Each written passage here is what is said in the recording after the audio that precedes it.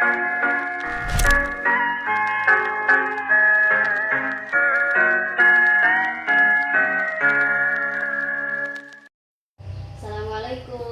Waalaikumsalam, silakan masuk.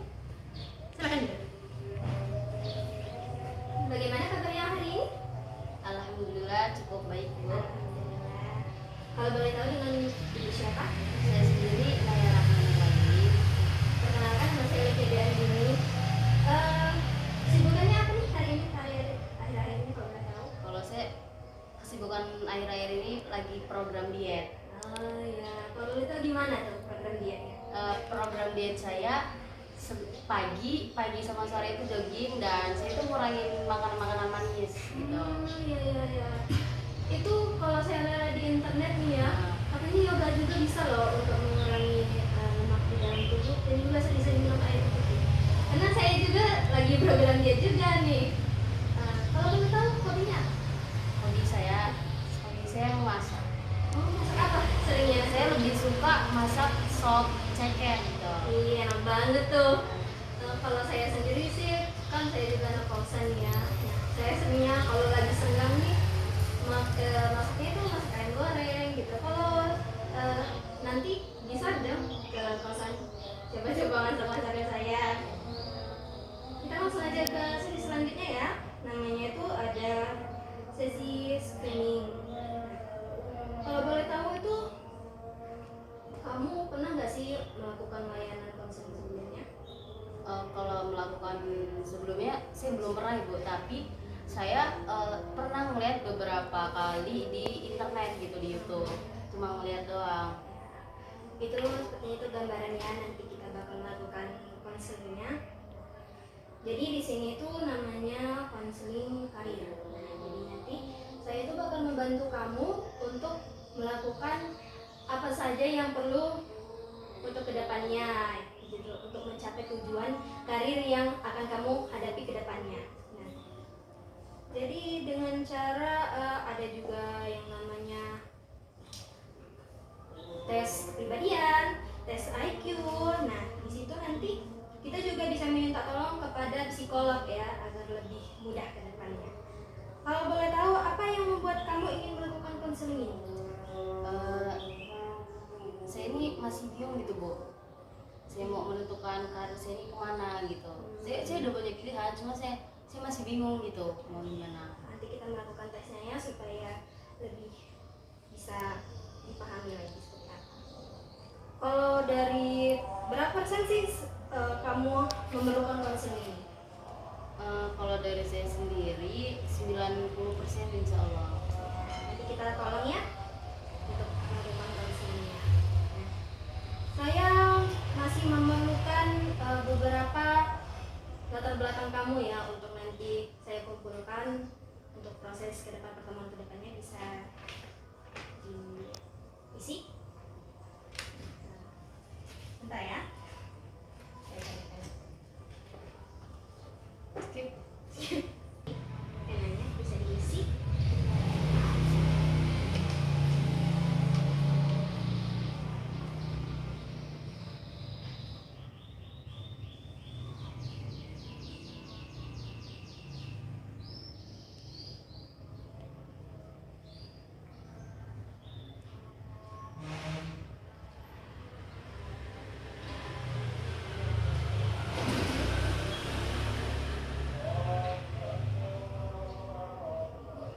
Bagaimana? Sudah selesai? Bisa saya ambil? Terima kasih. Nah, selanjutnya kita langsung saja ya masuk ke tahap seleksi selanjutnya, itu namanya contracting. Kamu udah tahu belum berapa biayanya untuk konseling? Kalau untuk biaya saya belum tahu.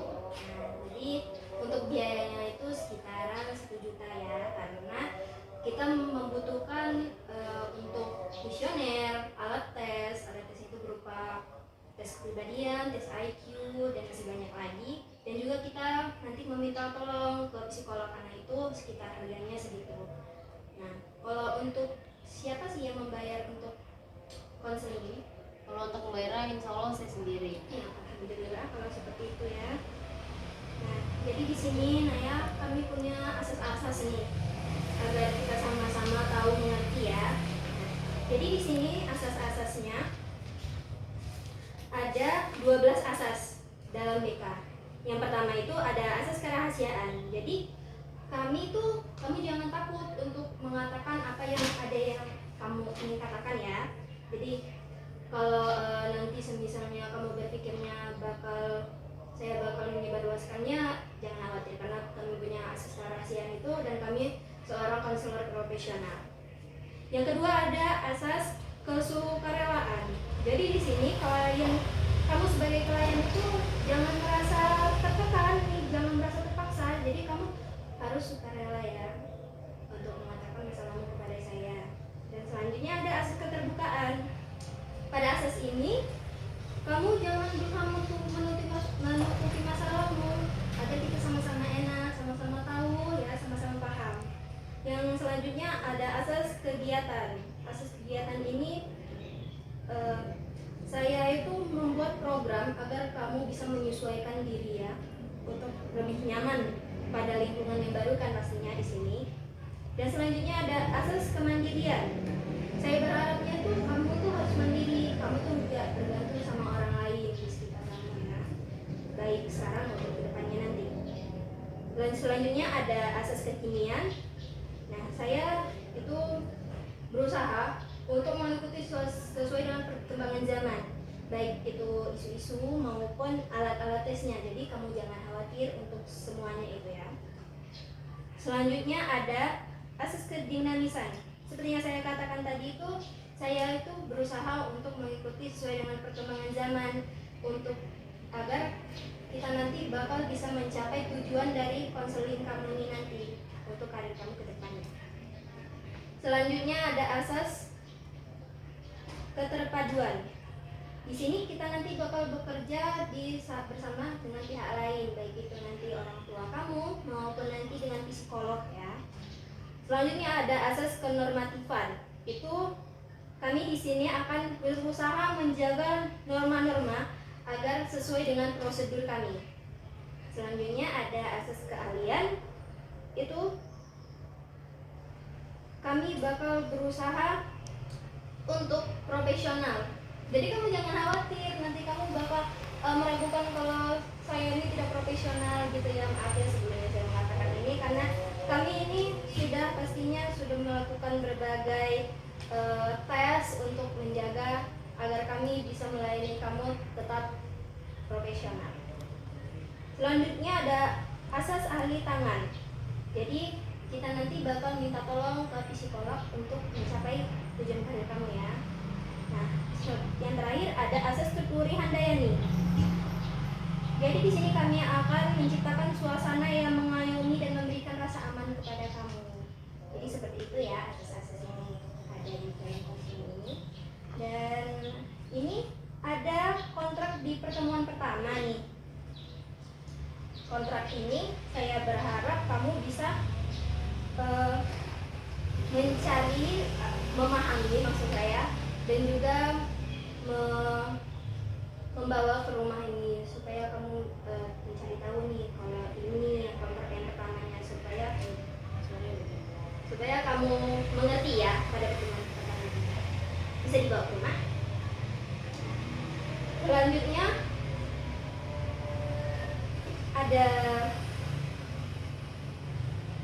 kamu sudah mengetahui belum perbedaan antara konseling karir dengan konseling individu? Sebelumnya saya belum tahu. Nah, jadi kalau konseling karir itu kami bakal membantu kamu untuk mencapai tujuan dari karir kamu untuk kedepannya. Nah, kalau konseling individu ini untuk kami membantu kamu untuk masalah-masalahmu seperti masalah belajar, gangguan belajar, dan juga gangguan sosial, kira-kira seperti itu ya. Nah, jadi Naya, kita itu ada di sini tuh ada 6 pertemuan ya. Nah, jadi 2 minggu itu kita ada 3 pertemuan.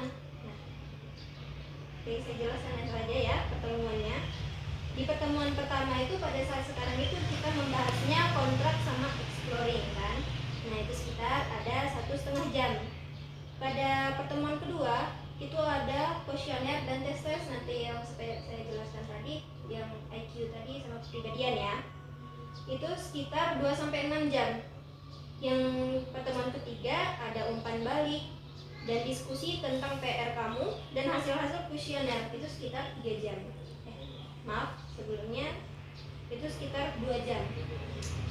Yang keempat itu pada pertemuan keempat kita akan membahas diskusi tentang refleksi dan PR, curahan pendapat ide-ide, mendiskusikan realisme ide-ide, informasi tentang ide-ide, menyepakati rencana riset dan tindakan itu sekitar 1,5 jam.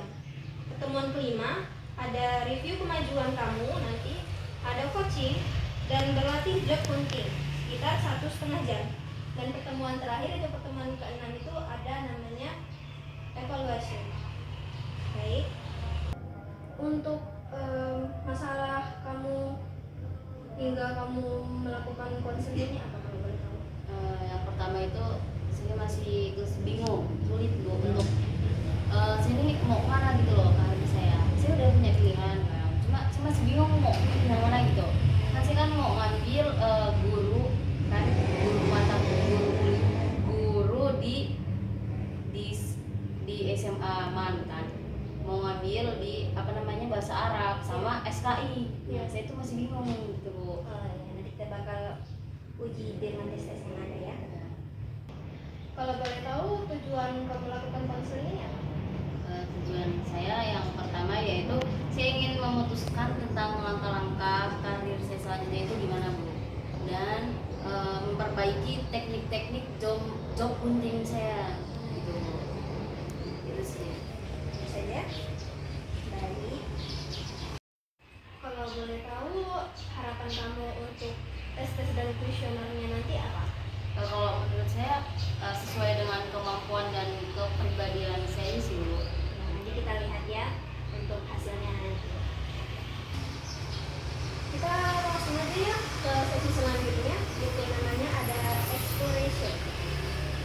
Jadi kalau saya boleh tahu nih, dari mana kamu mengetahui layanan konseling kami? Kalau saya mengetahuinya, saya punya teman. Nah teman saya ini sebelumnya juga nih udah pernah konseling gitu. Dia konseling hidup gitu. Bagus tuh kalau gitu ya. Kalau isu-isu dalam kehidupan yang saat ini kamu khawatirkan? Isu-isunya kan saya kan maaf ngomong saya dari keluarga yang awam gitu Bu, nggak tahu gitu kan. Nah jadi orang awam ini pada bilang kayak ih emang kayak gini ya, kayak ilmu gaib gitu Bu. Oh, jadi mereka tuh mikirnya kalau kita tuh bisa membaca pikiran gitu. Iya gitu. Bukan ya, karena konseling ini nggak bisa tentunya membaca pikiran, karena kita ini sama-sama manusia. Jadi kami ini akan melakukan prosedur yang profesional sehingga bisa mencapai tujuan itu. Kalau boleh tahu sebelumnya itu kamu pernah diberikan konseling nggak oleh di sekolah itu? Enggak, sebelumnya nggak pernah sih. Cuma kayak ada yang mau narik gitu aja Bu, narik saya. Nanti kamu setelah ini ngajar bahasa Arab ya, kayak gitu. Nah, kayak gitu doang sih. Kamu tertarik untuk gitu? Tertarik sebenarnya. Kalau untuk pengalaman kerja ada nggak? Pengalaman kerja saya sebelumnya saya ngajar ngaji di rumah gitu. Jadi ada anak-anak tetangga tuh datang ke rumah saya untuk ngaji kayak gitu. Baik, jadi evaluasi kita pada hari ini kita sudah melakukan screening, juga kita sudah melakukan contracting dan juga terakhir exploration kan ya. Jadi pada pertemuan selanjutnya kita akan membahas tentang tes ya, kita akan melakukan tes tertulis dan mengisi kuesioner tadi ya. Kita tahu kan tadi jadwalnya? Iya, Minggu depan di hari Senin.